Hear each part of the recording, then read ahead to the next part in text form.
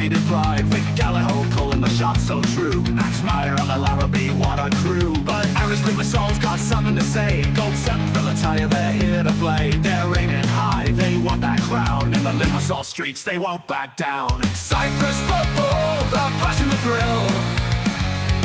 The stadium's roar, you can feel the chill. The teams are ready, the battles will start. With dreams of glory, they'll play with heart. The balance gone French, they've changed the game. With Adrian Gula learning French by name. New players in town, they're set to fight. In Limassol, it's blue and white. And hell through fire and flames they've walked. Chris Coleman leads, their spirits unlocked. Vandals try, but they can't be beat. New signings in, they're on their feet. Cyprus football, the passion, the thrill. The passion, the thrill. The stadium's roar, you can feel the chill. You can feel the chill. The teams are ready, the battles will start. The battles will start. With dreams of glory, they'll play with heart. A North closest troubled waters they sail. The Russian winds might lift their sail. Oh, oh, oh. Aiklanaka, our manager's gone. But the season's long, they'll carry on. Omonia's got the Polish Messi in green. Dombrowska's dreams of an attacking scene. Pafos hold the cup, they tasted the gold. Now they want more, their story unfolds. Cyprus football, the passion, the thrill. The passion, the thrill. The stadium's roar, you can feel the chill. You can feel the chill. The teams are ready, the battles will start. The battles will start. With dreams of glory, they'll play with heart. They'll play with heart.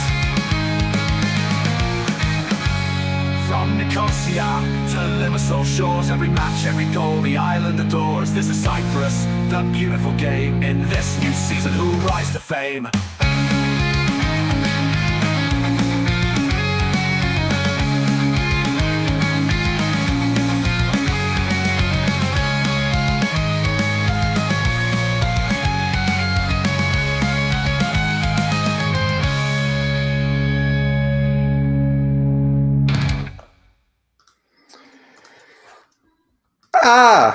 Kalimera, Kalispera, wherever time you're watching, this is Mappa. Sorry for the long intro, but it's a little bit outdated already, but we had to get it in because the season is only a few more days away. Or about just over a week.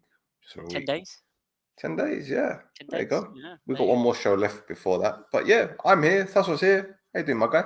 Oh, I'm raring to go with it after that. Wow. It's Gotta love punk rock, mate. man, yeah. So Pedro's Real there. He's a real one. He's a real one, yeah. I want this song for ringtone. Yeah, exactly. We'll have to even Scoval is shocked. He couldn't believe it. My goodness. Yes. Loads and loads and loads to go through this evening, my friend. Yeah. My goodness, this might be like longer than the marathon podcast we did for charity in March. Let's see. This rate. Let's see what kind of. Hell. Let's see how long we're gonna go off on one right at the end. I thought they say a week in football is an eternity. How long is a week in Cypriot football? It's years. It's years. It's longer than eternity, clearly. Yeah.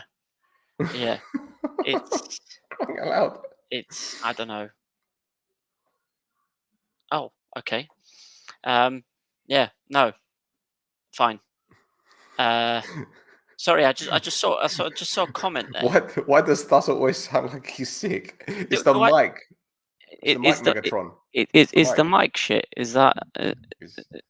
Do you want me a bit closer? Is that what does it? Is that doing it for you? Latrix. Making my ear bleed, but listen, he's Megatron. Latrix. Latrix is Megatron. Right. He's my enemy. He's my nemesis. Oh yes, of course. Yes. Yeah, that's the one. That's the one. Yeah. That's the one. Now, should we get into it? Because I want to get the first story out of the way. Get the depressing stuff out of the way. Which story is that? Well, the game. The game. that You want to game. talk about your team? Okay. Yeah, Okay. let's do that. Let's get it out of the way. Let's get the Right. game out of the way. So, Because some uh, other good news has come out as well. well, look, for the benefit of our viewers and listeners, Apoel lost the first leg against Slovan Bratislava of the Champions League qualifier. They lost 2-0, as we discussed last week, and they wanted to overturn the deficit. Now, as far as I've been told by Vaso, our good friend who's a Apoel supporter, he said Apoel have never overturned a 2-0 deficit in Europe in their history. So the omens weren't good, and they weren't very good. Tasso? Well, yeah, I mean, they had the chance 1 minute and 6 seconds in. Basically, that if that had gone in, completely different game, I think. And then there But was the handball. yeah, Now, let's debate this because there's going to be a replay in a moment. yeah. Now. Now, I don't think there's much debate there. Is there? Is there a debate there to be had? I don't think there is a debate there. Has the handball rule changed? The handball rule has changed, but regardless, that's not a natural action with your arm when you're jumping up for a header, is it? Listen, the way I see it is I don't know the rule anymore. I don't know it. Because I will tell you this. Yeah. If this happens in the Brathlima, forget who's wearing a shirt. If that happens in our league, Yeah. that's a penalty. That's If that happens in the Premier League, that's a penalty. Now, I don't know about Serie A or Bundesliga. I don't really watch them too tough, so I can't say. But more often than not, that's a penalty. So what's changed in the rules for that not to be? I don't know. The thing. So I was reading just like half an hour ago. The Premier League is changing the rules on, not the Premier League. The FA has changed the rules on handball, basically to make it easier for the defenders not to be like, arms behind the back or, so if the movement is natural with the movement of the player, then it's no longer handball. It's basically how it was before, in essence. Yeah, before they changed it for it to be rigidly what it is. They've made it a bit more flexible. But regardless, that's handball. Well, look, I've found the handball rules as of May 2024. So this is quite recent. This is from IFAB, the people that know everything. What is a handball offence in football? Deliberate touch. Well, that wasn't deliberate, clearly. No. But the second one, unnatural body position. An offence occurs when the referee or VAR decides a player has made their body unnaturally bigger when the position of the hand or arm is not a consequence of their unnatural body movement for that specific situation. It's like a tongue twister, isn't it? Yeah. Upper arm boundary. I didn't hear his upper arm, but look, for me, listen. I know a lot of Omonia fans aren't going to like this, but that's a pen. It's a penalty. In my eyes, anyway. It's a penalty. Now, there was also another situation as well. Well, we'll go into this. Yeah. We'll go into this because you're talking about the double foul, right? The double shirt tug. I don't know. In the second half. I don't know if it's that. This is the second yellow, which the guy probably should have received. I don't know if it touches him though. That's the thing. You sure? Like, yeah, like when I watched it back, I was like, it doesn't look like he's clipped him or anything. So I don't think that's. But the referee's given a foul. That's the thing. He's given the foul. So, in theory, if it's a foul, it's a technical foul, isn't it? So it should be a straight yellow card. It should have been a yellow. He was already on a yellow. Yeah. So a straight yellow card, which would have been the second yellow, and he's off. But I don't think it was a foul as such. Would you want me to take it back? Huh? Shall we take it back? We can take it back, but I don't like. I watched it back 2 or 3 times, and he's pulled him though. It looks like he's leant over. For me, it's the whole leaning over to get your arm around him. I didn't get the replay, but if you look, yeah, let me show you. I know when I watched it back, it didn't look like. There, look, he's leaning over to drag him back. Yeah. That's the thing. And it looks like his left foot has stepped on Kostadinov as well. I've got it on right there. I should have zoomed in as well. But he's made the motion to pull him down. So that is a tactical yeah, foul. That is a cynical it is foul. a yellow card, and therefore a second yellow, and he's off. But So, there's one that I caught near the beginning of the game right.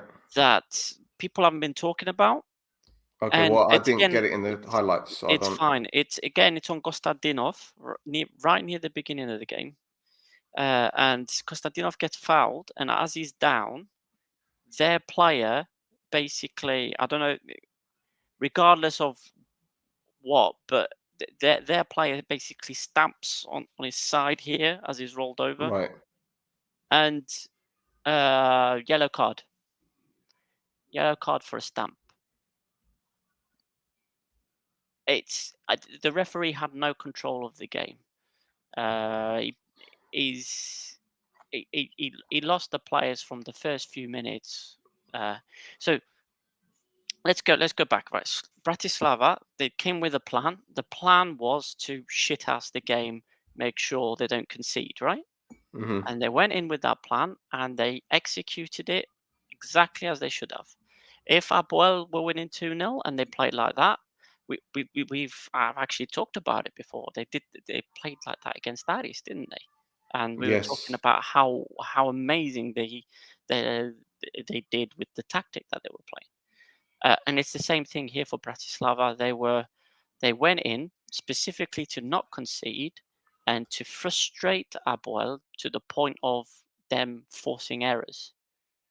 And they managed it with Petrovic. Yeah. Well, Uh, they almost got a goal of their own yep. in the beginning of the second half when they, I think, was it Weiss? No, it was a striker, Mac. I Yeah. think Mac broke through and he hit the Yeah. post. But to be fair, you had your fair share of opportunities, but apart from Yeah. hitting the post a couple of times, there wasn't this like, oh, we came so close to it. I mean, this again, I don't know. I don't There think were, it was it's not on El Arabi for sure. I think El But Arabi goes down too easy. I mean, yeah, you look at the run. I mean, I'm looking at Marquinhos. I don't think there's really anything there. I think he just no, I falls. don't either. He's playing for it kind of thing. But Yeah, this again, I mean, if the first one wasn't a second yellow, then this shouldn't be a second yellow either. no. If you're But talking about it in that respect, Petrovic knows he's on the yellow card already, so he shouldn't be a player with his experience shouldn't be doing that anyway. well, this is it. But I think maybe Petrovic came to a point where he was like, well, do you know what? If that's what they're doing to get away with it, then I'm going to do it. And it was petulant. It was silly. Hmm. But I don't think. Look, he had a bit of a nightmare, didn't he? Because he scored. He scored the own goal? He played the guy on side, didn't he, for the In the first first goal? game, yeah, Yeah. yeah. And he got the second booking, and then at full time, he was telling the press that it was 14 against 11 or something like that. He like proper went off on one at Yeah, the I mean press. the first yellow card as well. So I tried to understand what happened for his first yellow card, and Mm, it seems that as he was running past the referee while while there was a free kick given for Apoel, he must have said something about giving the opposition player a yellow card or something, and that's why the mm, referee gave him a yellow card. The thing is, yeah. earlier on in the game again, there's a Bratislava player gets tackled, referee blows for a free kick, and then the Bratislava player, while he's on the floor, he's going like this. Nothing for him. Yeah. So the referee really, really had a hand in the in what happened during this game. Well, I don't know who had the worst game, the referee in this game or the referee in our win against Torpedo Kudaisi, where he gave them that goal, which is just like bonkers. Yeah, But, it's there's a lot there's been a lot of weird crap going on with referees in Europe so far this yeah, season, yeah. and this referee, I kept saying, I said it to my brother as well because he was at the stadium. I sent him a text message saying, I don't think the referee's going to leave the stadium. He goes, no chance. Mm, So so yeah, if this wasn't a European game and that was the referee's performance, yeah. there would have been chaos. Flores. There Yeah. would have been Well, fire and chaos. for But yeah, those interested, we've got a write up on the game, a little thing that we do from time to time on our website, nc-network.com. It's there. If you want to just click on the link, it should take you to the website. We've got right up on the game. Gallejo's comments, Petrovic's comments, bit of analysis on the game. So yeah. Now, Gallejo. Yeah. Gallejo. Yeah. What is happening with Gallejo? Because I know you're a fan of his. I've talked to some Apoel fans that aren't sure about him. Some that I know don't even want him at the club anymore. Correct. Yeah. What do you think is going to happen? Listen, with this game, I think he got his tactics spot on. He got attacking. He had the team attacking, possession play, switching from one flank to the other, trying to disorientate the defense. It's just that what seems to have affected Apoel previous seasons is the same thing that's kind of hit them now. Is that final third, they're just not putting the ball in the net. I mean, even though they weren't doing it last season, they managed to win the league. So for me, it's not. I'm not panicking just yet. You know, we said Bratislava was going to be a difficult game. The team kind of got sucker punched in the 90 odd minute for the 2-0 in Bratislava. And, you know, the goalkeeper and the defense for Bratislava in this game did exactly what they were supposed to do to kind of keep the win and go through to the next round of the Champions League qualifiers. Whereas Apoel now have to play RFS from Latvia in the Europa League playoffs. But yeah, I don't know, man. I just want to see El Arabi and Meyer start a game together. He hasn't done that yet, and I think that's what's probably going to unlock this team. You say that, but from a tactical perspective, I was talking to who was it? I was talking to Petar, wasn't it? This our Serbian mate. Yeah. And I think I was talking. Was it him I was talking to on X about the tactics and all that kind of stuff? I can't remember who it was. I can't remember either. But yeah. And I said, in fact, let me see if I can find it, because when I saw the team lineup, everyone was like saying, "Oh, this is the system that they're going to play," and I thought, you know what? No, this looks a very. You were talking about overloading the wings. Yeah, overloading the wings, and I figured that. Hang about, where is it? I thought they're going to play a system like this, and that is pretty much how they did play. Yep. Because you had Quintia and Chepak bombing forward. Kostadinov was holding. Sarfor was as a 10, and Dongalan, Marquinhos were quite narrow. And you notice that with the opportunities that they had, Marquinhos and Ndongala were moving central like they were to be centre forwards. Yeah. Yeah. And look, I don't know if Gallejo knows his best team yet. No, he doesn't. He doesn't. But that's because for instance, with this game, with the Bratislava game, he changed the tactics up completely to what he was playing previously. A lot of players have been brought in quite late, so they still need to, kind of bed in. It's just going to take a bit of time. I would start asking questions about capabilities if the results against RFS are negative. Well, you'd hope you'd beat them. Yep. I'll be on the Latvian football podcast tomorrow. We're going to be recording one tomorrow morning. So I'll have to say nice things about you guys. I'm representing this as Mappa. I'm going to be very, very on the fence. Yep. But you mentioned signings being made late. Yes. There's he is. 3 signings, right? 3 signings. So shall we talk about the big one first, or shall we go for the small one and then the weird one? Yeah, I'll tell you what. You talk about the big one, and then after the big one, we'll discuss what a former big one had to say on social media, and then had to. Yeah. Okay. Well, yeah, we'll do that. Yeah. So Apoel have signed Konstantinos Laifis. Yes, this is one.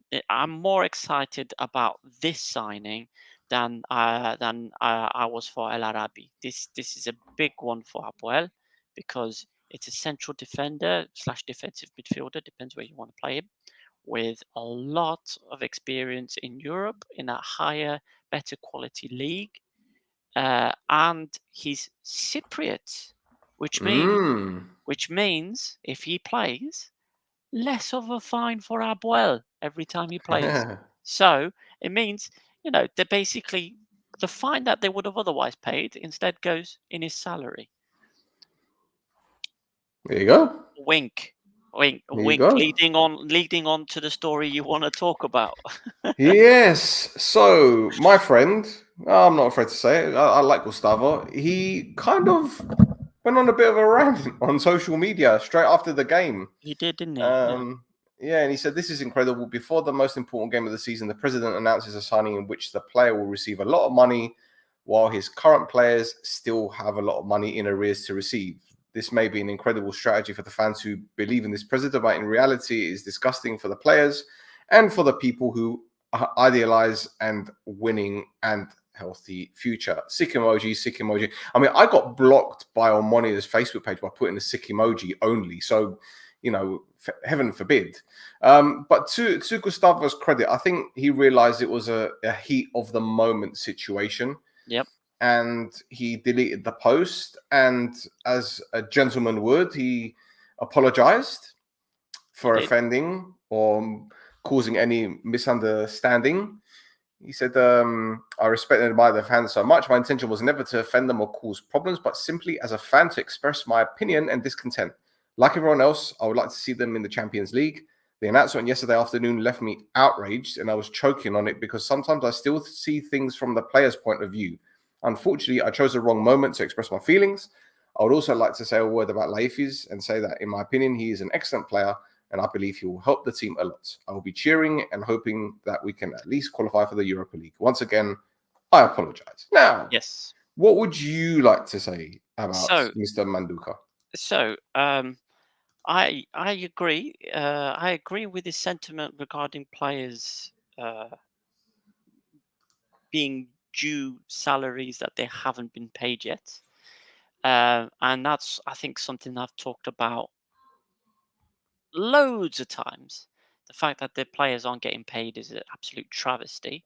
First and foremost, any debts you have to be paid off, first of all, go to the players, because they're the ones that got you the title in the first place.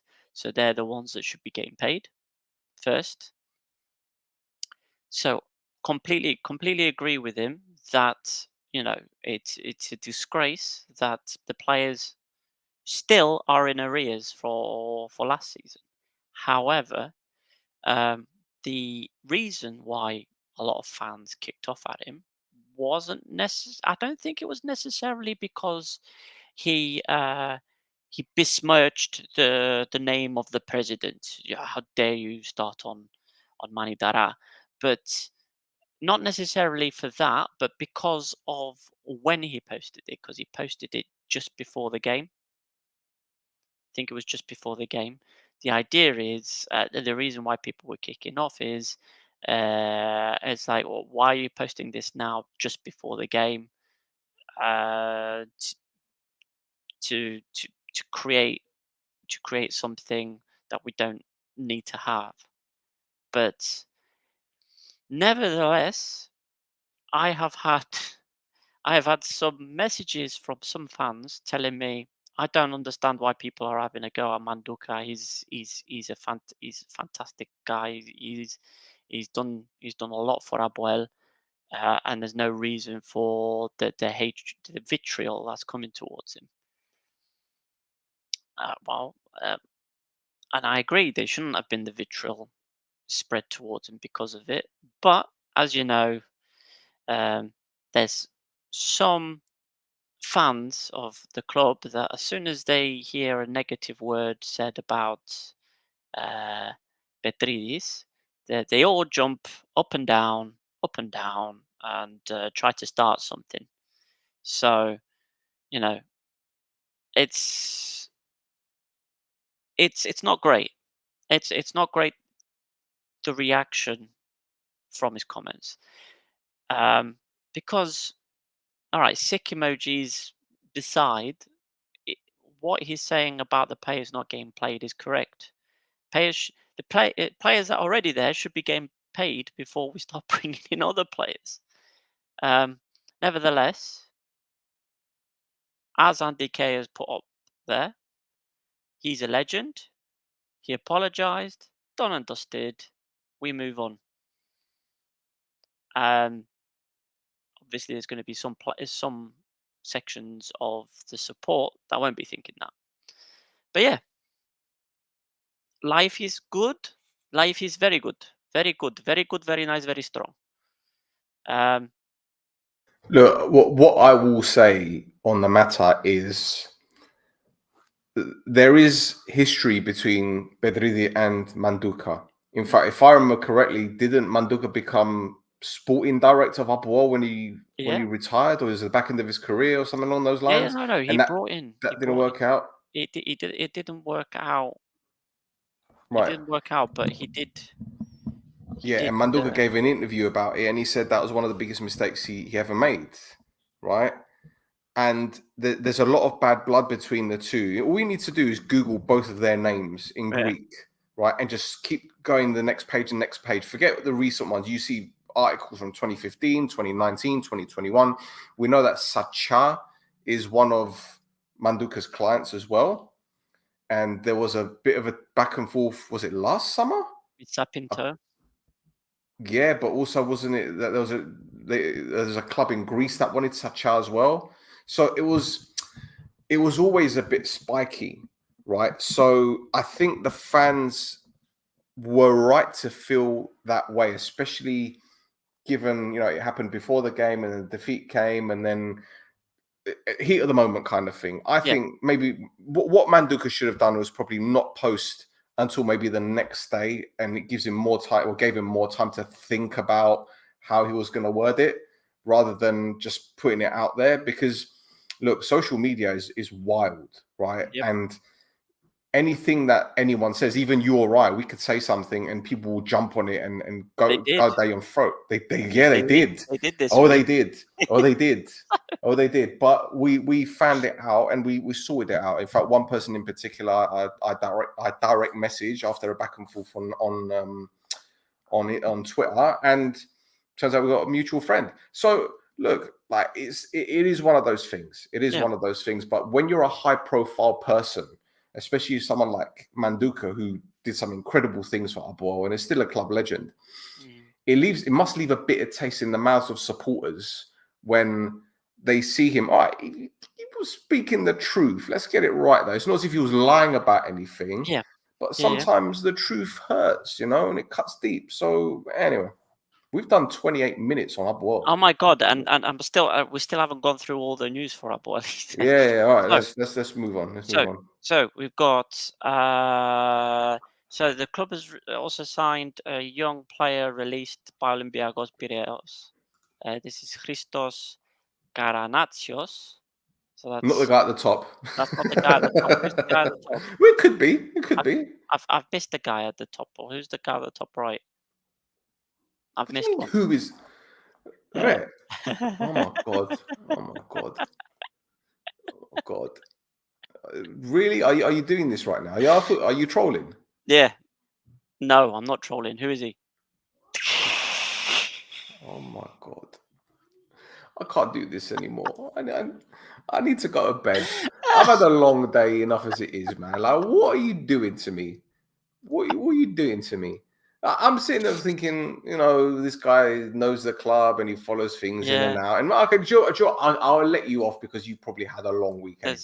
There's a long week. I think A lot of news has come out. But go on.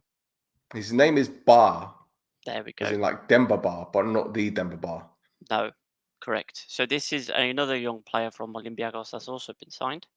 Yes. So these two players, I think they're going to be sitting in the B roster. I don't think they're going to be playing much. Do you? Sorry, he just threw me with that. Who's that guy? Conor McGregor. Who the fuck is that guy? Oh, so did you know Bar from before? Did you? No, I didn't. I just saw the reports. I didn't know who he was. All right. Fuck Okay. knows who No, he was. I left him. I left him off the notes. Oh, you left them to the notes. Okay, So much stuff had happened. Okay. Like, irrelevant. yeah. Um, and there's also been a fourth signing. This is so. This is this is a player from Al Hilal in Sudan, right? In Sudan. Yeah, Al Hilal in Sudan. Even though he's been at Petro Club and has actually played for them already 3 times in the Champions League, including twice against Apoel. So this player he's scored 7 times for them in 17 games since signing in March. However, he doesn't play for Petro Club. He's not owned by Petro Club. He's owned by Al Hilal in Sudan. All right. Hold on. I'm going to get his name because I missed I missed his name off the notes. I did them really quick. Fill the air while I do this. Fill the air while I do this. You really love putting. Okay.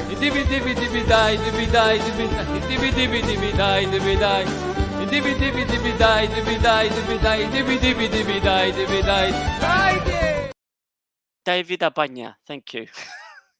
So David Abanya.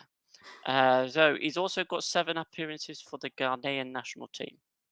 Now, the announcement for him by the club's a bit weird, I thought, because they've actually tagged Nanayo Amponsa as well, who was president of Petro Club between January and July of this year.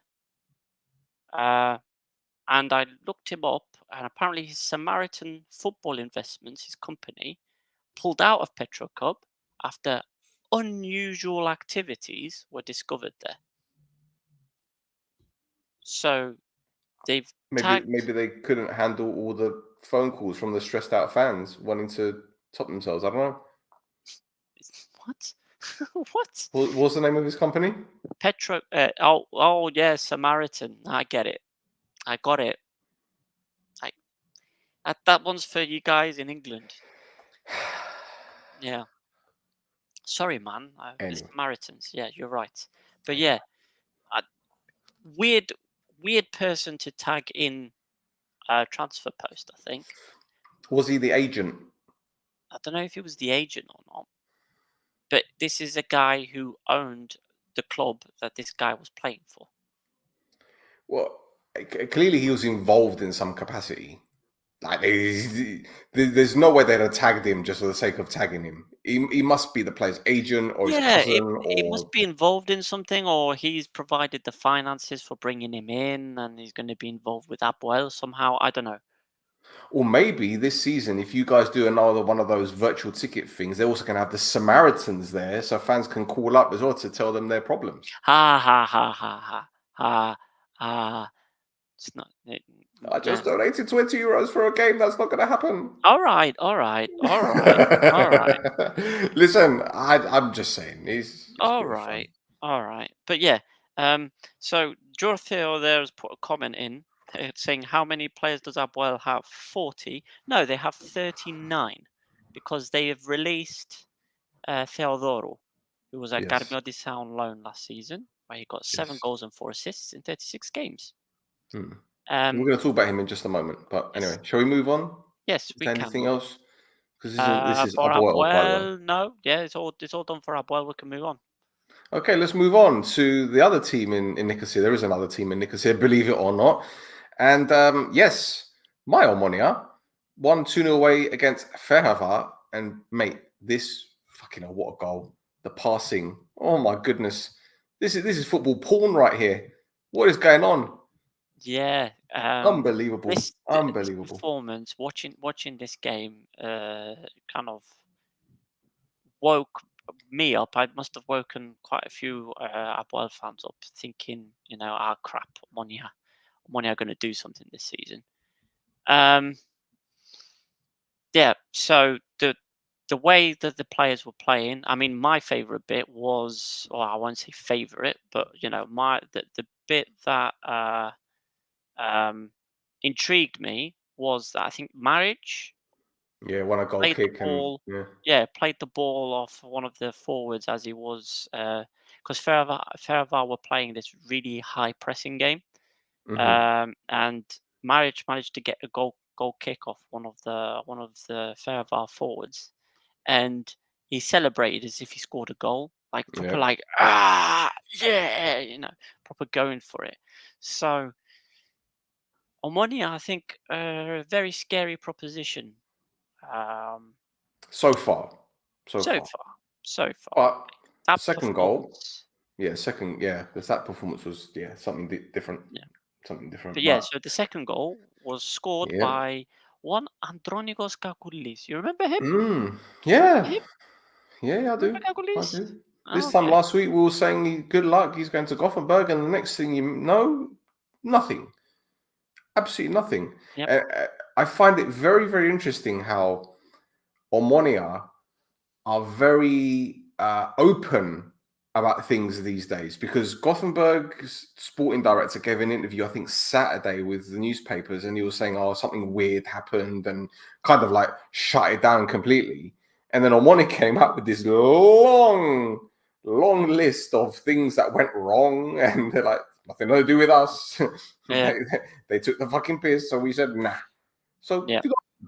good on them. So, my question is then, is what happens with the player? Is he staying? Is he going? What's Well, as far as I'm aware, he's a little bit disappointed the move didn't happen, but he's not overly upset about it. He knows that if he keeps working hard, he will eventually get a move. And the fact that teams know about him now makes it all the more likely that he could move on in the future if he continues.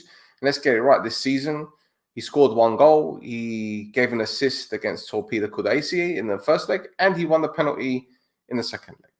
yeah? So, And he's not been starting games either. So no, there you go, coming off the bench. yeah. So he's got something about him. Yes. Meanwhile, couple of things about Omonia. Number one, Gitso There he is. is back. He signed on a permanent deal. It looks like Cipriano is going to Sion, so left back is covered. And unfortunately, guys, we cannot mock it anymore because Omonia have changed the hashtag. It is no longer hashtag proud sponsor. It is proud sponsor. Yeah, It's a sad day, they heard us, didn't they? They heard but us it going lasted on 3 about it. months. Yeah. We had 3 months of it, so that's fine. Can't That's post about it anymore. Never mind. fine. No. Well, Yeah. kind of. We can remind them. We can remind them. Anyway, Oh no, we don't remind them, and then they start doing it again. yeah, true. Could do. Yeah. Anyway, another team, Cypriot team, played in Europe tonight. It was Buffalo. They got a 4-0 victory against Sesaka Sofia 1948. I'll tell you what, they did nothing for 97 minutes. And Yeah. they grabbed one in injury time and scored another 3 in extra time. I haven't got the fourth goal, unfortunately, because CableNet didn't bring it up. But Jaja, what a finish that was. Yeah. And Anderson made it 3. Buffalo play Cluj in the next round, I believe, which is going to be even more difficult. Yeah. But that's all. What do you make of this whole thing? That's the second time they've gone to extra time. Yeah. So obviously, they've been working on their fitness over the summer more than say other teams, Mm, um, which means that they could turn it on the last 10 minutes yeah. of a game. It also helps that Elia comes off the bench in the 80th minute, and then all of a sudden they start setting up goals and scoring and whatever. But anyway, uh, nothing to do with that. They start Bilas for a game as well. I'll look at that. Things happen for them, but Yeah. yeah, not can't take away anything from that team. They did exactly what they needed to do. They made it difficult for themselves, especially after CSKA's sending off. Mhm. Um, but yeah, fantastic performance from those players, especially to be able to play with that kind of intensity in extra time. And it's a good thing for them that the Super Cup isn't happening this weekend. But Yep. Yep. yeah, yeah. Loads of tired legs there. Loads of tired But legs. they performed great, and it's good to see that we've still got 3 teams in Europe now that the playoffs are coming up. Yep. Yep. But So, Thassos, how do you think Carcedo motivates his players before every game? well, they posted that video, didn't they, or just before the cup final, where he's like, he's proper geeing them up and doing like a speech, and you hear it and you go, ooh, ooh, the hairs, Yeah, goosebumps. you know. Goosebumps. So, so yeah, I think Well, he's really good at that. well, the thing is, I did a bit of digging, and this week I was on the 24 Sports website, Mm. and I just did the whole Google Translate because some words, obviously, I'm not too Yeah, familiar with, and it did a direct translation of a headline. And I want people to watch this, and I'm not saying that he does this to motivate his players. It's just what the translation said on Google. So don't look at me. It's not Photoshop. This is legitimate. You can go to the 24 Sports website, find that article, and hit Google Translate. Carvedo fucks the players.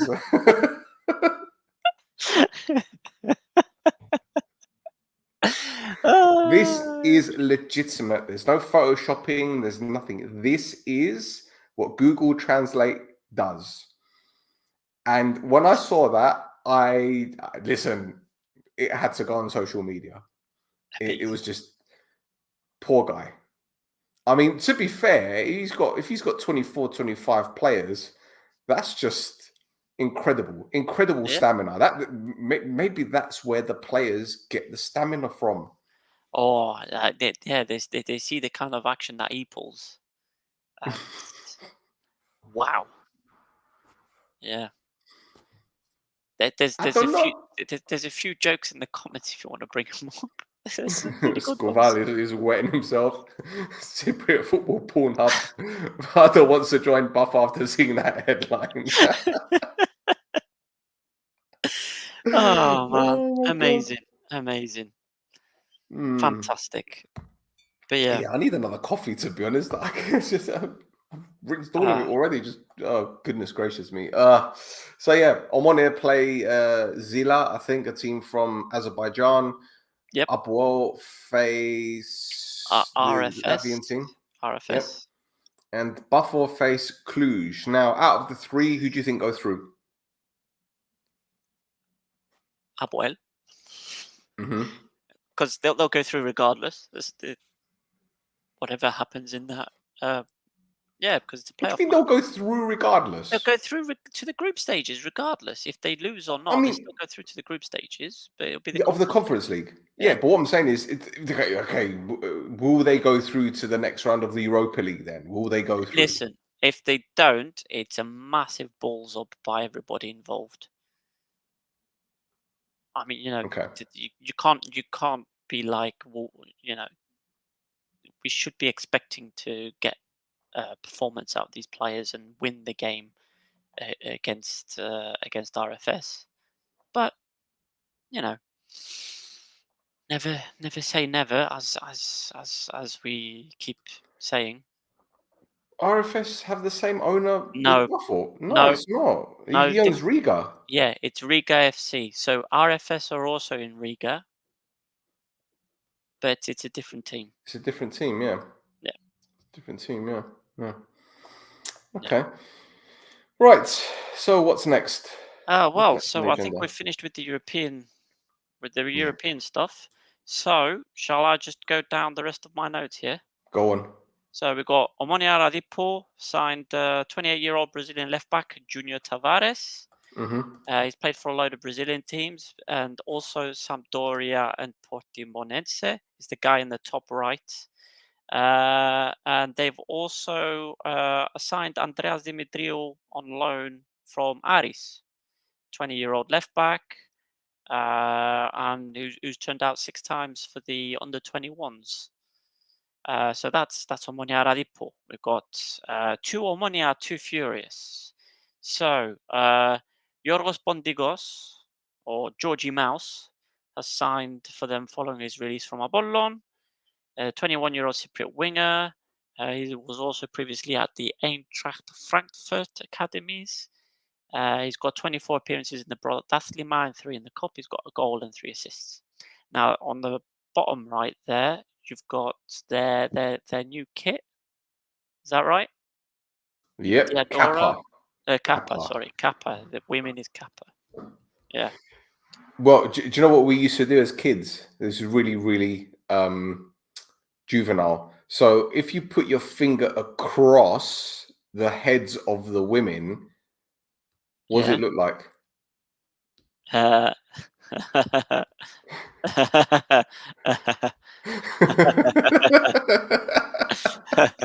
Everyone's gonna find the Very Kappa good. shirt just so they can put their finger.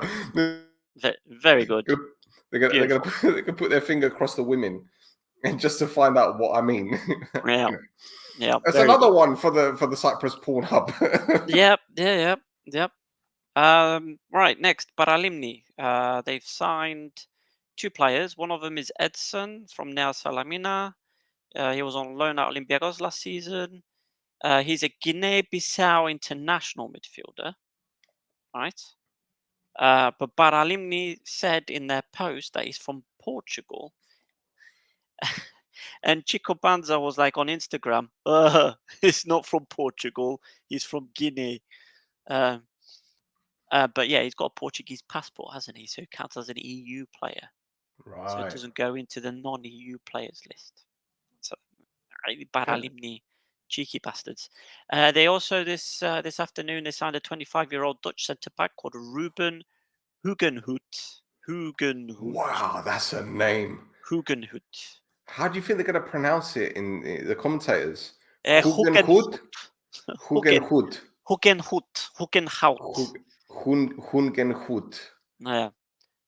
So this is a guy who's been in the Ajax and Utrecht youth teams, but he spent the last 4 seasons in Poland. Can we just call him Hula Hoop? Hula hoop. Ruben Hula hoop. Ruben Hula Hoop. Yeah. His goal celebration, he gets a hula hoop, he starts like, gyrating. Sorry. Also his name is Ruben.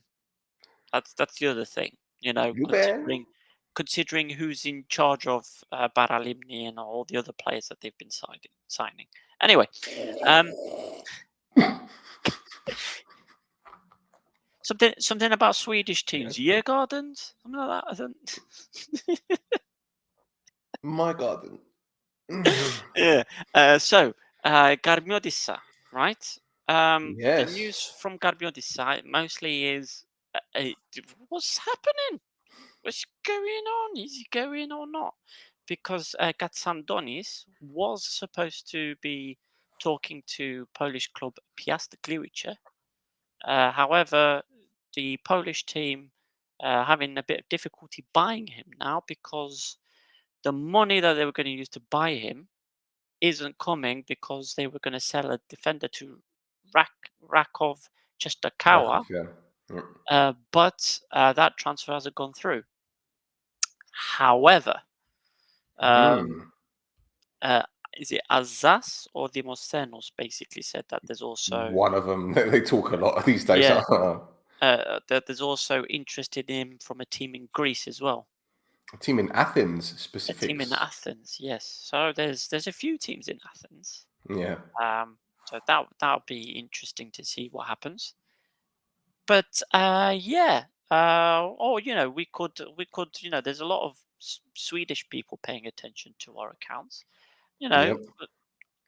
Getting to sign for GAIS or Promo Kappa or whatever it's called, the team that Olaf Melberg manages. Yep. Yeah, Yep. or or Year Gardens. Year Gardens, yeah. Yeah. Yeah. Well, why not? George has made the comment, which is a good segue into our next story with Garmel. So they do not have a TV contract. It ran out, and no one wants him. I mean, apparently they've had offers from SIDA and CableNet, but they turned them both down because apparently it wasn't a satisfactory offer. Right. but they feel hard done by, and they're complaining about the attitudes of the TV people. No disrespect to Gabriel, all right, and I mean this in the nicest way possible. Who fucking watches them unless they're playing? Me and you, we watch them. Yeah, okay. Well, what I'm saying is, right, unless you support clubs with big following and they're playing Garmi Odessa, you're not going to sit there and watch a Garmi Odessa game, are you? Unless you have a betting scenario, which is another possibility. Yep. They don't even have their own stadium. They do not. They do not. I mean, that's another thing that we need to talk about as well, is the fact that they keep Demosthenes, Alsace, and Johnny Violins himself keep going on about the people that manage the Tyrio, keep calling them clowns, and calling the Tyrio the jewel of Limassol in derogatory terms. I have a question regarding the Tyrio, actually. Yeah. Remember when, I can't remember whether it was Apoel or Apoel fans set it on fire, that one section. There have been other games played at that stadium. So were those seats, I don't know, were they restored or was it fixed? Or did they just say we don't use that section? I don't know. See, because the stadium last season was used by FC Krasava. Now, as much support as Yevgeny Savin has got for his team, I don't think they're filling the Tyrio, are they? No. Now, the other thing that's happening at the Tyrio, so outside of football, is in the autumn, one Brian Adams is playing there.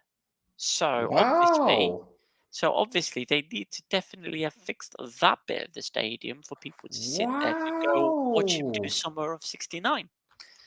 I did not know that. Yeah, Brian Adams is playing the Tyrio. I think it's October. So yeah. I'm stunned. So they must have fixed it, right? Blimey, Sam the Bugle. All right, okay. So there you go. A bit of news on the Tyrio as well while we're talking about Garmi Odessa. But yeah, they can always do what we say teams should try to do, is just stick them on YouTube. Stick the games on YouTube. Yeah. Do it. Make an account. True. Because listen, one of the teams that does that already is, again, I mentioned Yevgeny Savin, FC Krasava. All their games, whilst they're only commentating in Russian, because obviously FC Krasava, a lot of their fans are Russian speakers. But yeah, they put all their games on their channel, and people watch the games from there. Oh, okay. Fair enough. Something there. Yes. We've got more here. Hang about. Probably they can't even feel the first row. It's Krasava, right? I heard Adele singing at the Stelios Kyriakidis. I don't know about that one, but I do know that Ed Sheeran is playing in Larnaca. There you go. So yeah, there you go. Gonna make sure I'm not around for that. Flipping out. Yeah. Crikey. So, yes, next. Let's keep moving down the list. Achna have signed Banayodis. Well, Ed Sheeran should be doing something with Garmi Odessa, like orange hair, orange shirt. You think? That could be cool, no, Ed Sheeran's going to be an Apoel fan, obviously. Maybe. Well, I don't know. I'm not sure the rap industry will be too happy about that. I'm not sure. Anyway. So Achna have signed. Sorry, Achna have signed. Sorry. Yeah, Panayodis Panayodou, following his release from PAOK in Greece. Have you seen their pink kit? Achna's. Yeah. They've got a pink kit. I think they've got a pink kit. I've not seen. I think they have a pink kit. I think they do. Hold on a second. Is there a away one, you mean, yeah? Yeah. They got a pink kit. 1 minute. Let me bring it up. 2 seconds. There we go. This is without the translate. Maybe they fuck in a pink kit. I don't know. So that's the Oh, kit. look at that. Yeah. Look at that. That's a pink kit, that one. Yes. Interesting. Patrick Starfish pink. Yeah. Yeah. As opposed to chocolate starfish brown. Nasty. Nia Salamina have announced the signing of Yassine Bahassa, a Mm-hmm. 32-year-old French winger. He's been at some teams in Ligue 2, and then he was in Romania for 2 years. Let's see. We've got And Apoel are saying, damn, we missed out on him. Yeah, we missed out on him, exactly. Now, we'll get to them in a minute. We've got Apoel. So Apoel No. there's another Nel Salamina thing. So- Oh, there is. There is another Nel Salamina thing. You're right. New kit. Look at that. And yes, it looks like a family affair kind of thing, doesn't it? You know, they all Yeah, I'm look. not sure what's going on there, but they've got the Yeah. Bappo in the background. They've got the I thought it Yaya. was China Athletic at first, to be honest. Yeah. Or Well, Leighton Orient. Nel Salamina's kit is fairly straightforward. I think it's red or black. It's like Or that. red and white. Yeah. Or red and white. It's like that. It's like that. That order from the pub in Hot Fuzz where it goes, "What wine selection do you have?" And the guy goes, "Oh, we got red or white." So that's basically the same thing. Now Salamina's kit is almost exactly the same. Bring back the stripes. What are they doing? Don't know. There's not another team that plays in red and white stripes, is there? No. There isn't. No. So Bring back the stripes. It's been, 3 years now. Bring back the red and white stripes. What are you doing with this China Athletic stuff? Or Leighton Orient shirts? Get new models as well. yeah. Anyway, you Yep. said Apoel. All right. So Fine then. Apoel have announced the signing of Nigel Roberta, 26-year-old. Right, Nige. The 26-year-old Curaçao centre forward was previously at Feyenoord, Camber, Levski Sofia, DC United, and then Ittihad Kalba. That's I think they're in UAE. 65 goals and 22 assists in 219 games, mostly in the MLS and the second tier in Netherlands. So that's pretty good, isn't it? Now Yes. we've also got some rumours regarding De Lucas being released, Yes. which I think is a stupid idea. If anything, De Lucas would have been a really good player for them to have this season. Yep. In defence. Especially if there's opposition players that are starting to get a bit leery. Yeah, for sure. Sure. But he's a really Yeah. good player. It's proven by the fact that he went to the Olympics with his team, with his national team. Like he was there with them. So, there's a class player there, and I think them releasing him is a bad idea. Yeah, well, there's got to be more to it. I mean, he joined in January, didn't he? Yeah. So, do you think he just? I don't know. I mean, there could be various things, and the thing is, with that suspension, perhaps that kind of made him feel, well, I didn't get much support given that I was racially abused. Yeah. You know? That could be it as well. Is that the amount of support that he got from anyone apart from us wasn't that much. Yeah. Yeah. What's the turnover I had out 25 in 25? Yeah, it seems like it. Well, I mean, if you want ins and outs, the place to be is a bit further down the road in Limassol. It's Apollon, or Yes. or how I've taken to calling them, Apollo. Oh, it's brilliant. It's It's beautiful, isn't absolutely it? brilliant. It's It's beautiful. genius. I saw it. I was like, that is It's incredible. it just came to me after they signed another French player in Yep. Gaetan Weisbeck. Yep. Gaetan Weisbeck. Um, an attacking midfielder who played for Bordeaux and Sochaux as well. So you can see that there. As well as in Strasbourg. Basically loads of appearances in Ligue 2. So they brought him in. We've got Domagoj Drozdek. How's that? Bless you. Good. Yeah. 28-year-old Croatian winger from who played at Dynamo Zagreb, Borussia Dortmund, NK Varagin, Lokomotiva, and he was also at Busan I Park in South Korea. Now he's also apparently he spoke to who's the Cypriot player who was in South Korea? Oh my God, I've forgotten his name now. Wasn't he at Apoel before? He was at Doxa last season. Fuck's sake, I don't know. Fuck. I've Anyway, forgotten. apparently he gave him a ring and asked him about Apoel, and he had Cielis, thank you. Thank Ellis, you. there you go.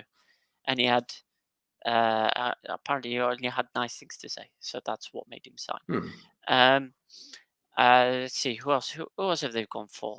They've also brought in today a player called Thomas Lam. This is a Dutch-Finnish defender. Now, he's the guy in the top left on screen. So Stel has chosen a Finland national team shirt for him to be in. Whereas Apollon decided to use a shirt from one of his other teams that he was playing for. It could be AZ or Zwolle, 20. It definitely wasn't Nottingham Forest, CSKA Sofia or Melbourne City. So those were his previous teams. Now, the picture that Apollon from their social media, the picture that they put up of him was with a team that was at the time sponsored by Circus.nl. Oh. Ooh, I've just found it. I sent it to you on WhatsApp. Excuse me. Right. Circus.nl. And I was like, Yes. bit of a coincidence. Bit of a coincidence that they that they used that picture specifically. But anyway, yes. So that's another signing. So Apollo have been going for it with all these players that they're bringing in, and this is basically going to be by November. Gula's going to get sacked because he can't get these players to work together to gel. That's what's going to end up happening. It's coming. Write it down. Rinse, November. repeat. November he's going to get sacked. Now, Rinse, repeat. one player who will not be at Apollon, on top of the 40 other players that they've released, is Michael Kremenchik. The bottom There right. he is, bottom right. So he's gone. Good riddance. Yeah. Do you know what? I just one day I hope someone in these social media teams puts, you know, it says thank you and then the surname next to the thank you, put in brackets and put it in some kind of make the OPSC like a little bit less so you can't see it, but just about make it out saying for nothing. Yeah, pretty much. Pretty much. Well, I said it on Twitter. As a forward, he's as good as a wink to a blind man. Yes. 29 games, he got 2 goals and 2 assists. Well, you did say wink, right? Yes. Okay. Sorry. Wink. I'm just saying, are they this? I don't know. Sounds similar, same effect, kind of. I don't know. A blind man would use? still appreciate the other thing. Well, yeah, okay. I guess you So- know. I'm not gonna go into. No, Yeah, I'm gonna go. So that's the Apollon news. Okay. We've also got Anorthosis. Anorthosis have got got some news as well. So they've Anorthosis. signed Anorthosis. They've signed a couple of players. Well, one player in particular. the other player hasn't been announced yet, is Konstantinos Chrysopoulos from AEK Athens on loan. 21-year-old Greek central defender. He's got 46 appearances in Super League 2. Super League 2? What? Super League 2. Super League 2. Super League 2. Super League 2. Okay, it's in Greece. Duh. Duh. Duh. And he also has a 145-minute appearance for AEK in the Super League. Super League 2. What the hell, man? Okay. What the hell? Anyway, so yeah, they've also if you if you put the screen back on, because there's also Well, what about Jackson Sank?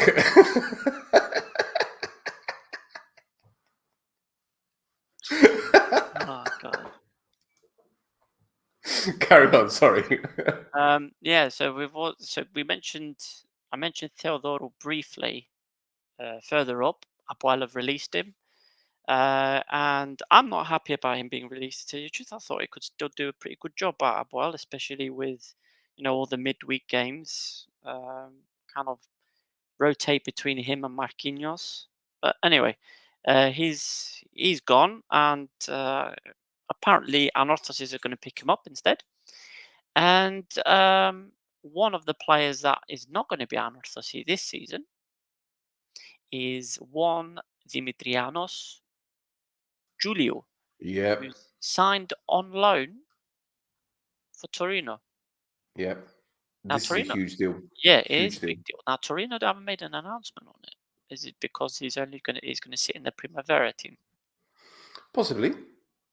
Possibly. I mean, we've seen a few players go to Italy and play in the Primavera, so you never know. But this is a big one for us, and Yeah, I'm so surprised it's gone so far under the radar to the point where hardly anyone reported the story at the beginning. It was yeah, 24 Sports that reported it from the start, which was a few weeks ago, yeah. and the deal's finally been done. We know he's a talented player. We've seen him. He is. You know, against he had a storming game against Ari, didn't he? He came off the bench, Yeah, if I'm not mistaken. And yeah. it's like it didn't happen. What is going on? I don't know, man. I don't know, man. There's no interest because he's leaving on loan. There's no interest because he's not a first team player. It's I don't bizarre, know. man. I don't know. I don't know. But either way, he's gone out It's on loan. weird. The idea is if he impresses, then Torino going to sign him outright. Yeah, because it's loan for a year with the option to buy. Yeah, exactly.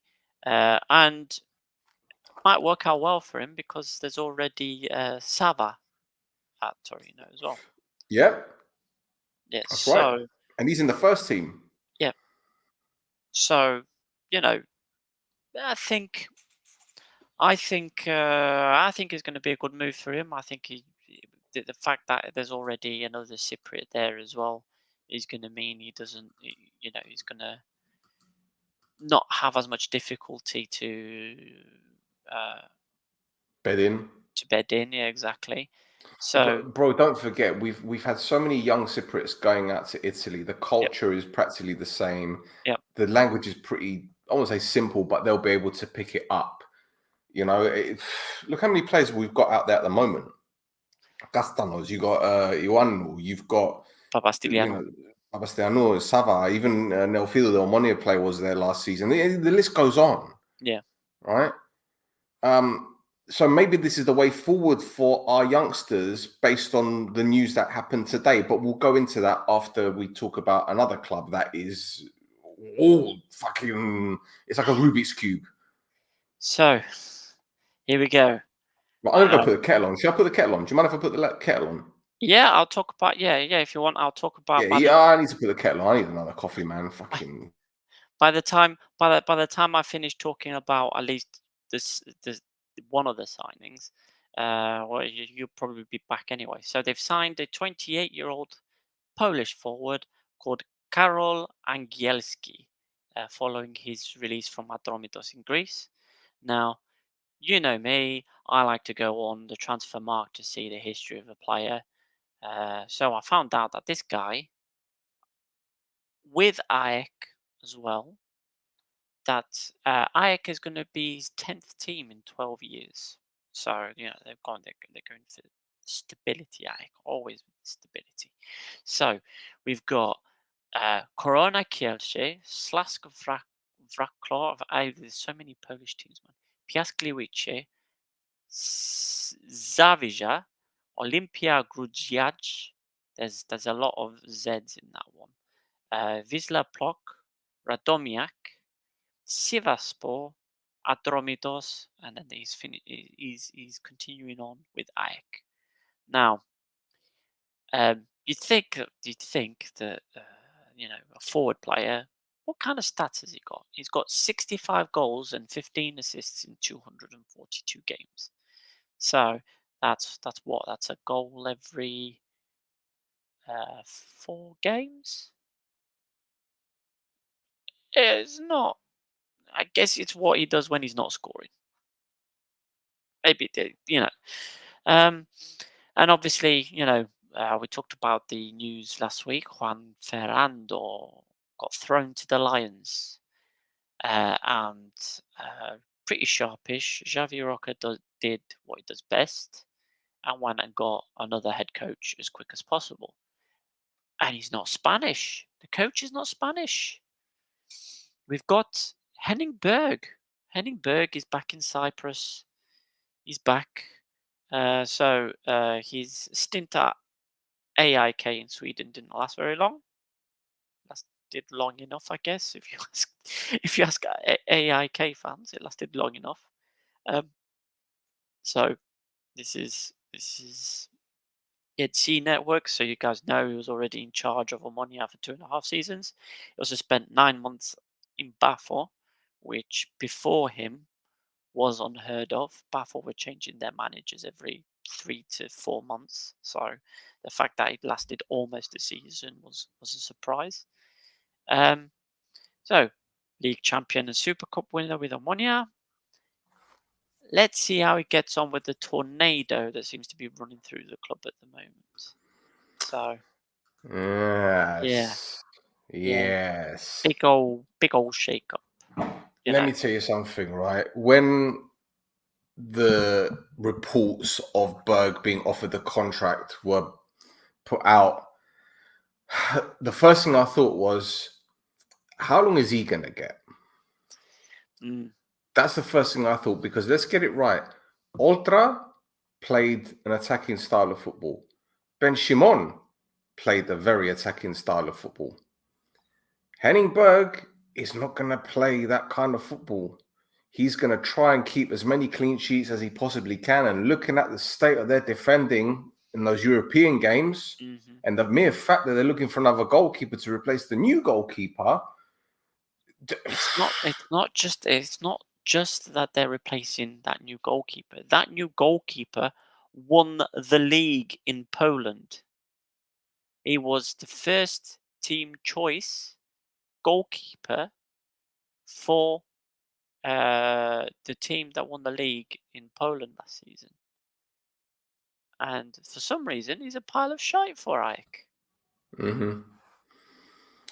Well, watch this space, because I don't know how this one's going to end, in all fairness. I really don't know, because at Pafos, Berg started off pretty well. I think they were top of the league, and then a couple of draws later, and then it just went downhill after that. Yeah. And as I said, he's not going to play this attack-minded football that they've been used to the last 2 years. And if the fans demand the title, which is what they said a couple of weeks ago, I don't know how they're going to do it. And this is a disrespect to Berg. Don't get me wrong. What we did at Omonia was fantastic, but it was over a 2-year period. After he won the league title, it went sideways fast. He went to Pafos, did well at the beginning. It went sideways fast. He went to Sweden, started well, but then it went sideways fast. You notice a pattern here? So I don't know what the viewers think at the moment. I don't know how many people watching live. We've got 19, 20 people watching live at the moment. What do you lot think about Berg going to Ike? Because I think this could be, I don't know. I don't say too much. It depends how long that the honeymoon period lasts, then, doesn't it? True. True, but he needs to get that defense sorted. He That, needs that to. there's no way they can. I'm sorry, it's unacceptable the way that they've been defending. I'm sorry. That defense, the problem is they're old. I heard this. They're old. Yeah, They're all boys. They're all yeah. boys, and They're trying to bring back Pere Bonds. well, I like Barry Bonds. I No, think no. he's So, a but really what good I'm saying player. is they let him go, and then it was like, okay, well, we can't find someone else better than you, so just come back. What? Yeah, I think the fact that they already signed his replacement as well. Wasn't this this Joey Sanchez supposed to be Mm. his replacement? What's gonna happen with Dimas now? What's happened with Ledes? Yeah. Well, Ledes is back. Mm. He's been let back in. However, Dimas is he's going to get thrown out. Apparently, what was it? He fell out with Ledes. Ledes accused him of not working hard enough, even though he's a player that gets paid twice as much as some of the other players on the team. And well, this Dimas has had controversies Previous. previously at Yes, teams he's been previous. at. He has previous. So yeah, yeah. Mm. As I don't know, man. It seems like there's something afoot. I don't see them. I don't see them getting near the title this year. Sorry, Guardians. It's not happening. No. No. It's not happening. No, Right. Anything else to touch on before we move on to the big one? no. Let's do the big one. Let's do the big one. Right. For those of you who've been living under a rock, because clearly the press in Cyprus are living under something. I know it's the 15th of August and, it's a national holiday, but a story like this, I think it deserves like an emergency post or something, because the new president of Cyprus, in his infinite wisdom, using that term loosely, has decided to do something which will be the death of Cypriot football if it goes ahead. And I'm saying this with chest.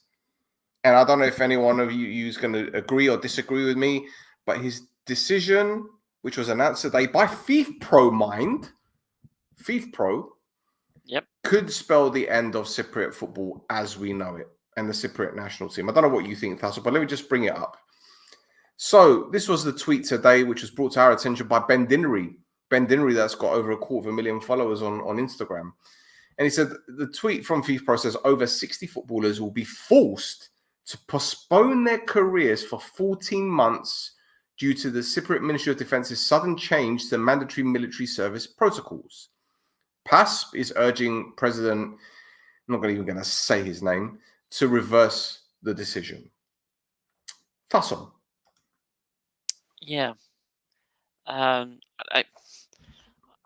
went off on one 2-3 weeks ago about this situation, and it's not one specific to sport. It's one that's specific to it's one to all young people in Cyprus, the young men, because remember, masculine men people.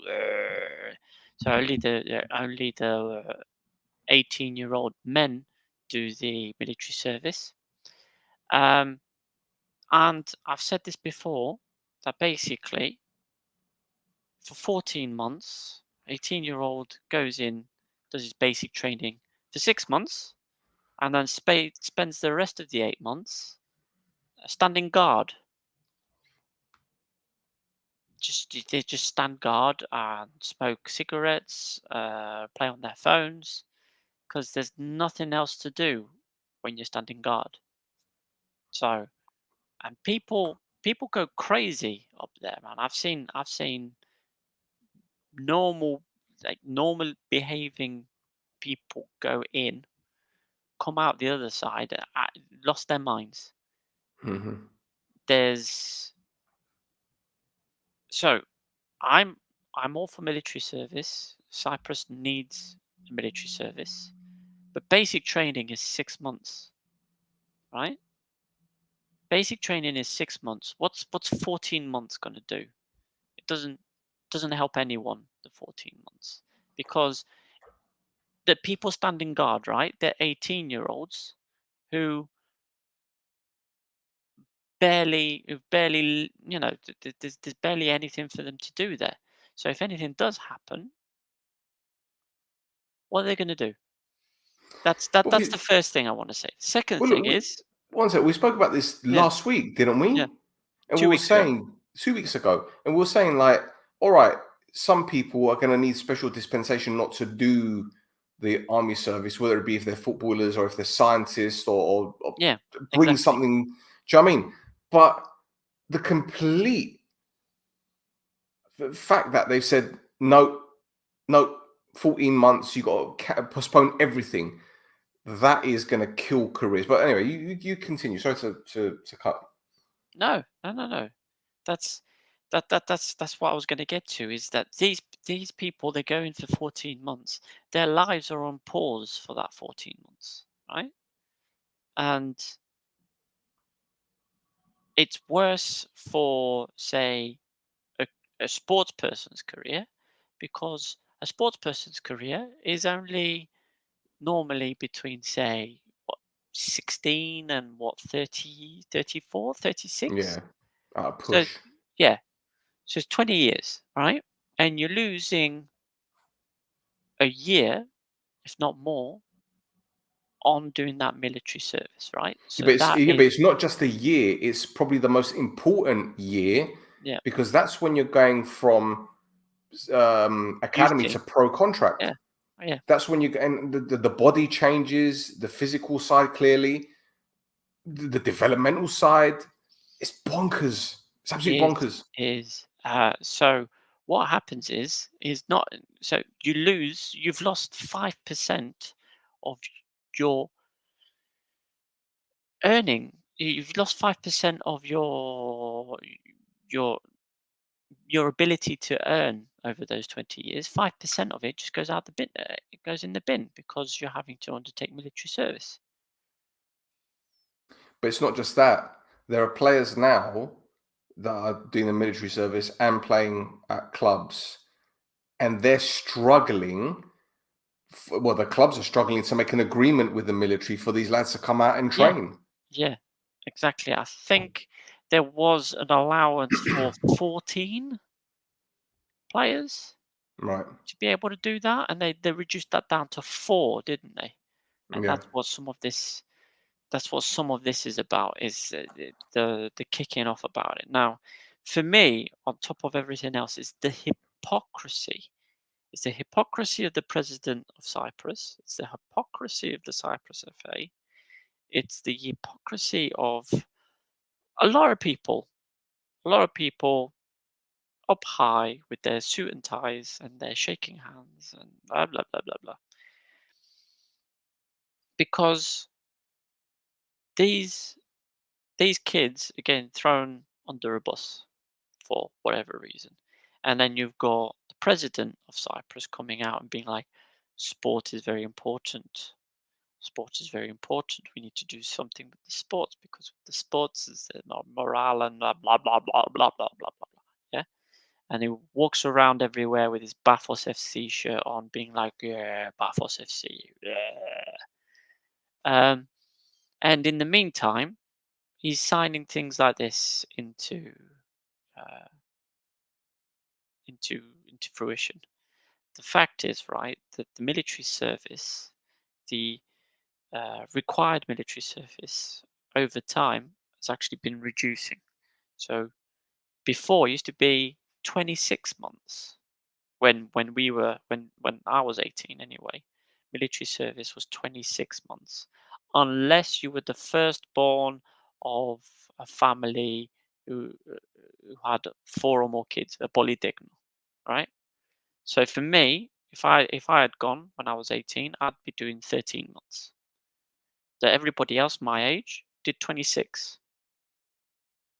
So over time, the amount of military service that people have been doing has gone down. But for some reason, with this edict that's been brought in, we're ramping it back up again instead of reducing it further. It boggles. It boggles. I don't understand what the advantage is. Like, what's the advantage for the There is country? there What's is the no advantage for the advantage. country? There is no advantage. What There's does the no country advantage get? whatsoever. Do you know do you know what the irony is? Right. I think this is my theory. He wants more kids in the military just in case something kicks off in the Middle East, right? And the irony, the disgusting irony in this is that there's a genocide going on in the Middle East and he's committing a genocide on Cypriot football. I wouldn't compare the two. No, but I'm using that term in Yeah. a not in the direct manner, but you get what I'm saying. Yeah, I get what you're saying. What he's put forward and what the Cyprus FA have, like, on the fucking Gumaz with his for him to not say anything or to argue the case against it is disgusting as well. Oh Because no, that's right. It's the 15th of August. No one works on the 15th of August. No one does anything on the 15th of August. No sports writers. No one. well, but they still reported on On Pafos signing, sorry, on transfers, Apoel yes, signing a player, didn't yes, they? transfers because they give you the clicks. This Yeah, story won't. I find it absolutely.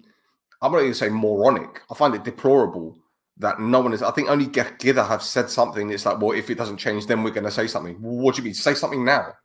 yeah, Say something now. Don't say if no. Say something. Are you scared? You too yeah, scared? yeah. That's pretty much it, isn't it? It's a Yeah, shambles, mate. It's a shambles. And going back to what you said about the hypocrisy, I put out a lot of tweets about this today, right? But let's look at the facts, okay? This time last year, in fact, September 2023, they had Figo, Asanovic, Boban, Seferin at the Alpha Mega talking about grassroots in Cyprus, and Cyprus has won grassroots awards, all this kind of stuff, right? All about promoting youth football, right? They had the football in schools program that Kuma, I'll quote him, through the cooperation protocol, football in schools, with the Ministry of Education, we put football in all primary schools and 60,000 pupils have the opportunity to engage with the sport. Okay, well, if you're a pupil and you have the opportunity to engage in football, forget it by the age of 18 because you only get to play until you're 18. yep. And if you want to become a pro football, forget it because you're not going to get the support, clearly. And no matter what the clubs do, no matter what they do, they're powerless because some lunatic has decided, no, that's not going to happen. But let's talk about let's talk about what else he said. He said we have to start from the younger age groups so that we can go higher, and some of them will be our young footballers tomorrow. Others will be our new young fans. Well, how are they going to be footballers of tomorrow when at the age of 18 they need to put everything on pause or cancel it so they can piss about for 14 months? But no, I continue. Education Minister, Athena Michailidou. This is a great comment. She goes, sport is important to us. Values, life attitudes, and life skills promoted through sport are one of our main priorities. One of our main priorities, Thassos. That's why you see young primary school children involved in these kind of activities. So let's get it right. It's only PASP that are doing or saying something. And it just appears to me that PASP are completely not, I'd say they're powerless, but it's almost as if they're voiceless. Everything that they put out is ignored. It falls on deaf ears. I love the way that the CFA just completely turned a blind eye to these guys. I never hear of any back and forth with the guys, but maybe they do have meetings. I don't know. But I never read anything about it. So it's almost as if PASP are trying to do their best for the players. We saw a few weeks ago how they put up a story about a lad that was having difficulty with mental health and all that kind of stuff, right? I don't see the CFA doing anything, but you go on the CFA website and you go in the grassroots section, there's nothing there. There's nothing there, right? So everything is a facade. Everything is bullshit, right? The clubs don't say nothing. They haven't said anything today, but again, it's 15th of August. The fans, well, again, we seem to be the only ones that are saying something about it. You got a lot of coaches out there that aren't sure whether they should or shouldn't say anything about it because their jobs might be at risk, which is ridiculous, Yep. right?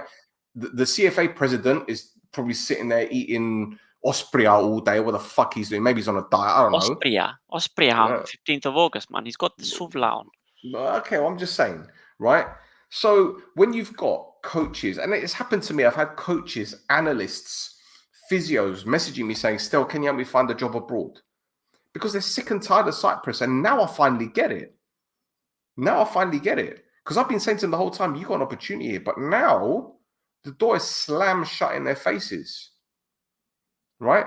And that's not even delving deeper into the situation. You and I had this discussion briefly today. Second division clubs, they're allowed what? 5 or 6 foreign players? Like that, yeah. Third division clubs? They reduced for the second division clubs. They reduced the amount of foreigners that they're allowed to have. Right. And third division clubs can only have 3. Yep. Right. So let me get this straight. If the third division clubs can only have 3 non-Cypriot players, how else are they going to find Cypriot players? Well, the academy. Well, how the fuck are they going to do it? Are they going to start offering pro contracts at 17? 16? Is that what they're going to have to do now? Put 16-year-olds in the first team? So by the time they reach the age of 18, they've got the match experience, right? Even though they're not fully developed, even though they don't have the technical ability or the game intelligence to be first team players. You know, you've got Yamin Lamals all over the fucking place. No. So what they're doing now, what this president is doing, as I said, it's a genocide. It's a football genocide. He's killing all the third division clubs and a lot of the second division clubs, because effectively a lot of these clubs require youth players not only to survive, right, to play football, but also to develop them and maybe sell them on. You're seeing a lot of clubs with agreements. So, for example, Omonia and Mappa have got a thing going on. A few other clubs have got that. So the bigger clubs are going to be looking at the third division or second division clubs saying, right, I like your players. Let's strike an agreement. So what you're doing now, you're cutting off the supply. You're turning off the water. It's absolutely bonkers. And for the sake of what? There's no explanation. There's nothing whatsoever. And I can't believe no one is saying anything about it. It's mind-boggling. Yeah, because if this happens... Yeah, if you say something about it, right, you get cut off from certain things. You don't access is currency, right? You don't have the meso anymore. Access is currency. Let me tell you what, if he does this, there will never be a Gaguli again. There will never be a Johnny's again. There will never be a Piero Sodirio ever again. Those days are done. They'll be done. Well, I mean, the other thing is obviously then is you look at those youth players, those really good ones that can find work abroad. They'll be going when they turn 17. Not just that, Thassos.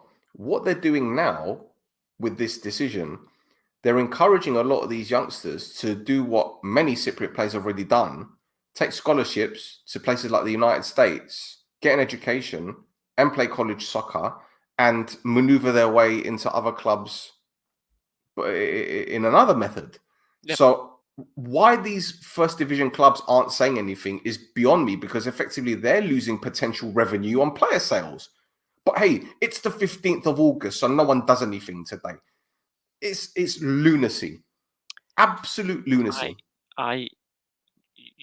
If you want to get wound up a bit more, I just sent you a video of from Instagram.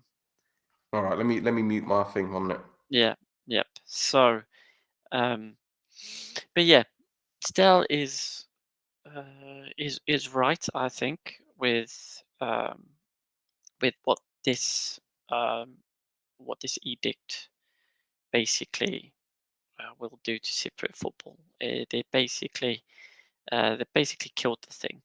Like, the amount of young players that were coming through anyway were few and far between because of the restrictions already in place for players undertaking military service. And what we're doing now is restricting that access to training facilities even further, which means it's gonna be even less of a chance for players like go Omonia, like Handball or Panayotou or Gaguli coming through, or someone like, I don't know, I can't think of anybody for Apoel because we don't have young Cypriot players anymore. But even the ones in and around the first team, like Sacha or Policarpo or players like that, there'll be none of them. There'll be none of them because a lot of them will get lost in the meat grinder that is the military service. Do you know, that video you show me is of Mario Elia handing a signed shirt to the president of Cyprus because he's a Buffon fan. He And I'm was at sitting the there game thinking, tonight. yeah, he was at the game, yeah. And there was one bit where he was looking down at his phone, reading messages or something. And I was like, I hope he saw my LinkedIn post where I tagged him. But anyway, I'm not going to go into that, right? Mario Elia, let me get this straight. Did his dad not play for Apoel in that squad that got to the quarterfinals of the Champions League? Was he not, or was it Sacha? It was Sacha. Sorry, Sacha. I apologize. Sacha. Mario Elia was in the Apoel squad. I'm sure he was. Was it his dad? No. It was a different Mario Elia. Yeah. A different one. Okay, whatever. I get mixed up. Whatever. Embarrassing. So let me get this straight. Let's say Sacha, for example, right? Broke through the Apoel ranks. His dad played for Apoel in probably the most successful period, right? When the president decides to do something like this, that lineage, all of that hard work goes down the toilet. Okay, you've got clubs right now that are spending money on their academies because they want to change the philosophy and the thought process in Cyprus, because they know that obviously, I mean, you just look at the statistics, we're still the island with the most foreign players, right? Yep. That hasn't changed, right? Mario Zilia uncle played for Omonia, my bad, George, right? So again, when you're trying to change the culture and trying to change the philosophy that clubs are trying to do, look at Anorthosis. Was it okay? Look at Apoel, for example, a couple of years ago when they were just playing nothing but youngsters in Group B. You kill the academies with this rule, you're not going to get that. Yep. You're not You going look to at get. Omonia over the You're not years, going all to the get players players that like they've Andreu, right. Apoel coming through. You're not You going to look get at players like Omonia, for example. No, you won't. Anorthosis have called up. Well, they've given pro contracts to 6 academy players this summer. 6, right? You implement this rule, that ain't going to happen. Omonia, for years, a club that prides itself on a youth academy. No more. No. Not going to happen. Salamina, Ethnico, other clubs who lower down in the table that need youth players to come through. Okay, they might not play them all the time, but Sergio, for example, done. No more. Salamina have a 16-year-old called Mavroudis. He played a few minutes for them last season as well, like in Group B, especially the last 2-3 games. Got minutes for him. He was still 15 years old.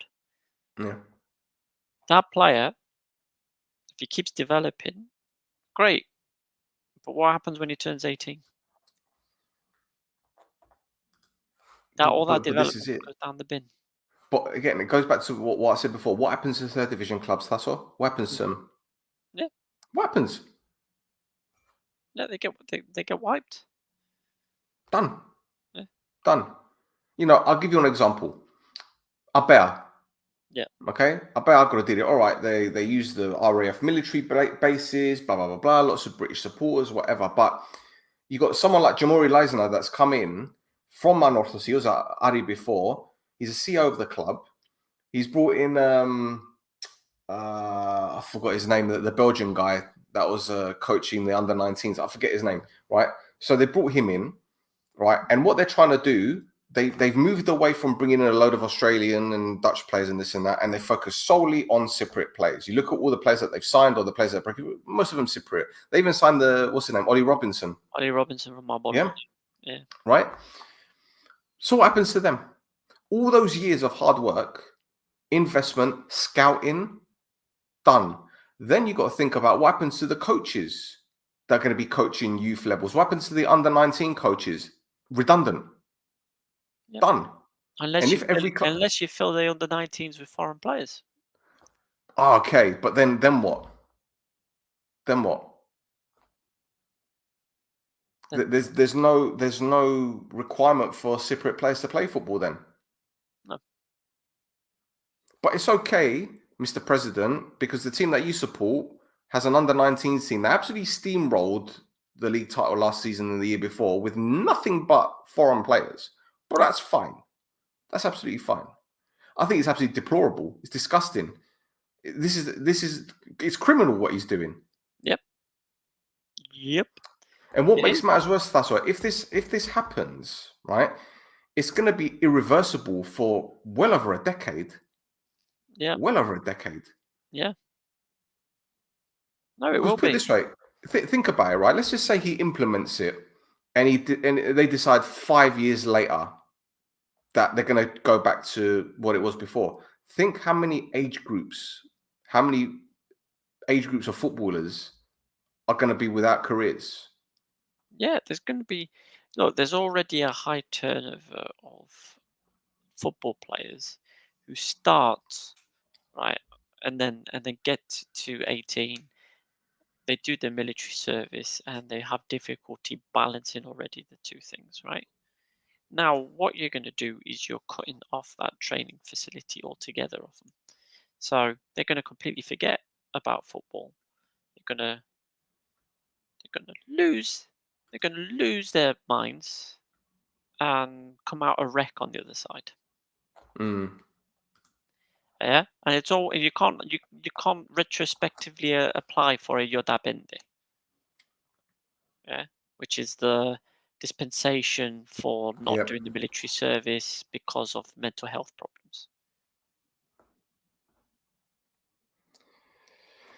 And this is the other thing you mentioned the whole mental health thing. How many kids have come out of the army completely lost as a result? How many? How many? There's no support for them whatsoever. Yeah, You know, PTSD would exist, even though they're not in battle. It still would exist. You know, but you know, I'm going to sidestep a little bit because there's something else. I did a bit more digging, and I looked on the CFA website, and they've got something called the Football Coaches School Seminar, which is taking place in October, right? And it's for grassroots leaders in inverted commas. And it yeah, goes, amateur school includes theoretical and practical courses for a duration of 32 hours, right? It's going to cost a total of 1,125 euros, right? The whole course itself. So they need to pay 50 euros to register these coaches. And then I think for the duration of the course is like 100 hours or something or whatever it is. And yeah, it costs a total like just over £1,000, right? I'm sitting there thinking, hang about. So you're a wannabe coach, you want to get your A license or whatever license it is, you want to attend this seminar, you want to be studying and bettering yourself. What for? Because you ain't gonna be able to do it in Cyprus. The only good thing about it is if you do get a UEFA badge or license, it's a certified qualification where you can go work elsewhere. But we know yeah, how difficult it is. And listen, I will be 100% honest with you guys, and this isn't me like revealing anything. What's the word? Confidential. I'll be honest with you. I've had several coaches from across the world send me CVs the last 3 or 4 years, right? Some pretty big names as well. And I look at their CVs, I'm like, wow, you can work here, you can work there. And they struggle to find work, right? Mostly because of nepotism, mostly because of who agents they're with, yada, yada, yada. But then I look at some CVs, I'm thinking, you wouldn't cut it at a League Two club in England, or you wouldn't cut it in the third division of France, right? And this is no disrespect to them, but then when I see a CV that says Bayek under 19s, who's going to want to employ this person? This is no disrespect to them, but it's the level, yeah, right? So for every one coach that's coached Bayek or Salamina's under 19s, you got another 50, 60 that have coached at Club Bruges or Pisa or all much bigger clubs. So what are the chances of these Cypriot coaches getting roles outside of Cyprus? What are the chances? It's slim to none. yeah. But it depends, man, because it depends where you apply to as well, doesn't it? Listen, I've got a mate that is into data analytics, right? He moved from Cyprus to England. He's now working at a championship club. He did his what's the word? He's probably watching as well, but he did the graft. Yeah. He worked his way up and he struck gold. And I rate him for that. But people like him are few and far between. Right? Now, if you have a coach, for example, at Anorthosi, like let's say, for example, whoever the under-19 coach of Anorthosi is, they coach a few players, and in the next 2 to 3 years, they end up with a Giulio or this one that ends up at Torino. And one player ends up here. Yeah, at least you could say that's his body of work. He's coached at under-19 level. They've then gone to the first team. They've then developed and gone and been sold on. And that is great for their CV because I've helped these players develop and they've gone on to big things. So when they go to apply for roles at other clubs, they'll see the body of work and they say, right, great, let's bring you in. But if you're cutting the 18-year-olds from playing football, if you're stopping them from playing football just to run around in a net and do all sorts of stupidness, pointless shit, right? What happens to these coaches? There's no need for them. Because up until the age of 18, they don't need to be coached because they ain't going to play. Yeah. So, but people ain't thinking about this. And I can't believe no one is saying nothing about it. It's just... Yeah, I can't believe no one's saying anything about it. I can absolutely believe it. It's mad. Yeah, and it's Rest in peace, problem. Cyprus football. That's all I'm saying. Yeah, That's it's all a I'm saying. problem endemic in Cypriot societies. And Baji Bistipode.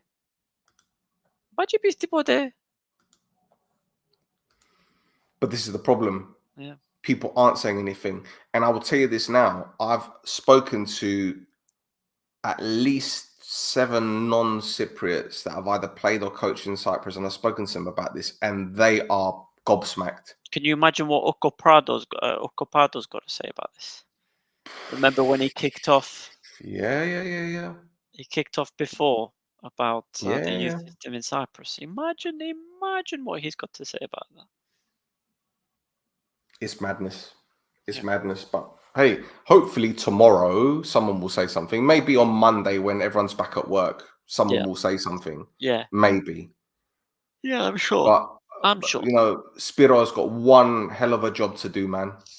One hell of a job. I do not envy the conversations he's got to have.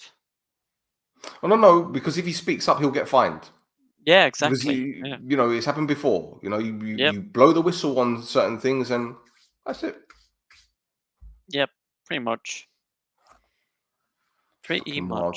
Absolutely wild. But anyway, right? Is there anything else we can discuss? I'm just going to check online on the websites to see if there's anything else worth discussing. There shouldn't be. Just no. They're talking about Buffalo. They're talking about Gallejo again because you know the clickbait. Why not? Why not? Dickhead president. Shocking. Yeah. It's shocking. And then I come back. There's a. Oh. There's a. No. There's an article on Sport FM about the Super Cup. Oh. There's nothing. It's absolutely nothing. It's just an article just saying it's laughable how they're treating the situation, but whatever. Again, it's a fucking clown show. It really is a clown show, and you know, I don't know. Yeah. I mean, I've made my feelings very, very clear on LinkedIn, which is a pretty big platform. A lot of people have hit that like button and been very supportive. Laurent Fassotte, that's the guy. He's the guy at Apoel. Right. But again, there isn't anyone saying anything about it. And what can you do if no one's going to say anything? What do you expect? Whatever. Yeah. It is what it is. Anyway. Well, boys and girls, that's it for us. Yeah. I think we're done. Yeah, of course, I was going to say, no, I didn't forget. Don't forget to visit our website, www.nc-network.com. We have an Instagram and an X account at This Is Mappa. Thassos has his right here. And if you want to be part of the team and do some write-ups, contact at nc-network.com. I think a write-up is due about this whole situation, but it could be a very, very long one. Yep. It could be a very long one and a very opinionated one as well. So maybe I'll take a bit of time to think about how I'm going to put it. Because, as I said, RIP Cyprus football. If this happens, if the president has his way, that's it. Forget it. Mm-hmm. Forget it. And we're already struggling with this national team as it is, you know, with this clown as head coach, you know. And let's get it right. If this thing happens with the 18-year-olds, then Anorthosi can't produce players.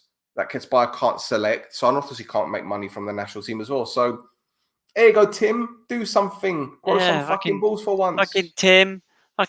Come on. Get out, Tim. Where are you? Huh? Where are you? Let's be having you. Yeah.